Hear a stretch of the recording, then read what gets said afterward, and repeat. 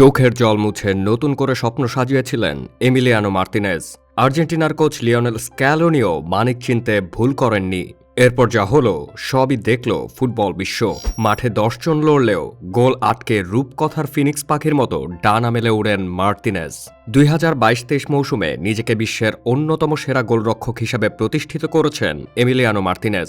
বিশেষ করে আর্জেন্টিনার জার্সিতে বিশ্বকাপ পারফরম্যান্স তাকে ইতিহাসের পাতায় স্থায়ী জায়গা করে দিয়েছে। ফাইনালে অতিরিক্ত সময়ের শেষ মুহূর্তে দুর্দান্ত সেভের পাশাপাশি টাইব্রেকার পেনাল্টিও ঠেকিয়েছেন 36 বছর পর আর্জেন্টিনার বিশ্বকাপ জয়ের অন্যতম এ নায়ক। শুধু আর্জেন্টিনার জার্সিতেই নয়, অ্যাস্টন ভিলার হয়েও মৌসুম জুড়ে নিজের নৈপুণ্য দেখিয়েছেন মার্তিনেজ। এমন দুর্দান্ত এক মৌসুমের পর মার্তিনেজকে নিয়ে দলবদলের বাজারও ছিল সরগরম। তাকে পেতে লাইন ধরে টটেনহ্যাম, চেলসি ও ম্যানচেস্টার ইউনাইটেড। কিন্তু অতীত ভোলেননি এই গোলকিপার। লম্বা সময় ব্রাত্য হয়েছিলেন তিনি। 2012 থেকে 2020 পর্যন্ত আর্সেনালে থাকলেও গানারদের হয়ে খেলেছিলেন মাত্র 15 লিগ ম্যাচ।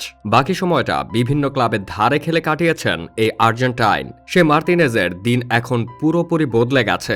বিশ্ব চ্যাম্পিয়ন এই গোলরক্ষকও এখন তাই আলোচনার কেন্দ্রে। কিন্তু অর্থের মোহে কিংবা ভালো কিছুর আশায় বড় ক্লাবে যাননি। উল্টো বলে দেন অ্যাস্টন ভিলায় তিনি সুখেই আছেন। এখান থেকে অন্য কোথাও যাওয়ার কোনো ইচ্ছেই তার নেই। মূলত অ্যাস্টন ভিলায় নাম লেখানোর পরই যেন তার ভাগ্যের চাকা গেছে ঘুরে। শুরুতে আর্জেন্টিনা জাতীয় দলে সুযোগ পান। এরপর আর্জেন্টিনাকে 2021 কোপা আমেরিকা জেতাতে রাখেন বড় ভূমিকা। ভালো খেলেছেন লা ফিনালিসিমায়ও। এরপর তো গত বছরের বিশ্বকাপ রূপকথা, ট্রফি জয়ের বড় নায়ক এই গোলরক্ষক। এক গবেষণায়ও উঠে আসে বিষয়টি। আধুনিক ফুটবলে গুরুত্বপূর্ণ হয়ে উঠছে পেনাল্টি শুট আউটের ভূমিকা। বিশেষ করে নকআউটের হাই ভোল্টেজ ম্যাচে পার্থক্য গড়ে দিচ্ছে পেনাল্টি শুট আউটই। মাস তিনেক আগে বিশ্বকাপের ফাইনালেও চ্যাম্পিয়ন দল নির্ধারিত হয়েছে টাই ব্রেকারে। কোন দলের সাফল্য শুট আউটে খুবই ভালো। এই যেমন ক্রোয়েশিয়ার কথাই ধরা যাক। ধারাবাহিকভাবে সফল তারা। কাতার বিশ্বকাপের কোয়ার্টারেও শক্তিশালী ব্রাজিলকে হারিয়ে দিয়েছে তারা। তবে কিছু দল আছে যারা ধারাবাহিকভাবে শুট আউটে ব্যর্থ। এদিক থেকে মার্তিনেজ ছিলেন পুরোই ব্যতিক্রম। একের পর এক পেনাল্টি শুটের নায়ক বনে যান। সব মিলিয়ে মার্তিনেজ আছেন বেশ।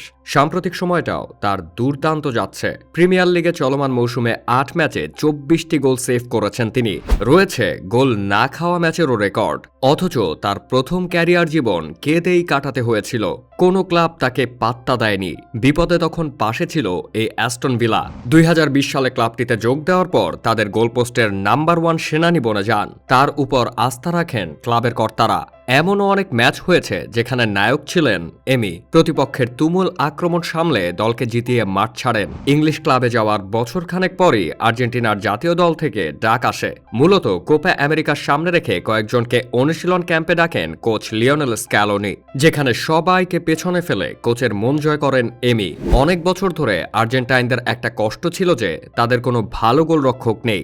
বারবারই গোলরক্ষকদের সামান্য ভুলে বিভিন্ন টুর্নামেন্ট থেকে বিদায় নিতে হয়েছিল তাদের। কিন্তু আর্জেন্টিনা যেন এক বাজ পাখিকে পেয়েছে। কোপা আমেরিকাতে যেন বাজ পাখি মার্তিনেজের কল্যাণেই ফাইনালে উঠে শিরোপা জিতেছিল আর্জেন্টিনা। এরপর সেই মার্তিনেজ ত্রাতা হয়ে আবির্ভূত হন বিশ্বকাপে। 2014 বিশ্বকাপের সেমিফাইনালেও সার্জিও রোমেরো আর্জেন্টিনাকে এই ডাচদের বিপক্ষেই টাইব্রেকারে জিতিয়েছিলেন। এবার তিনি না থাকলেও তার কাজটা করলেন এমি।